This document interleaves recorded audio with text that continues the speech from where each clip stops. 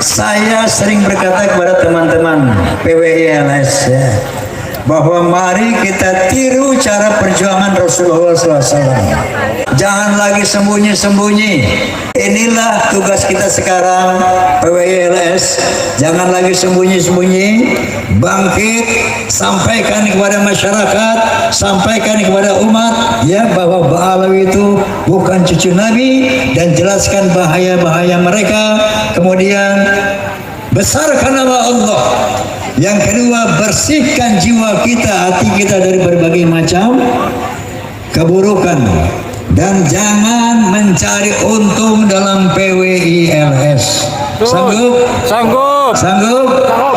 Wali rabbika fasbir, dan bersabarlah di dalam berjuang.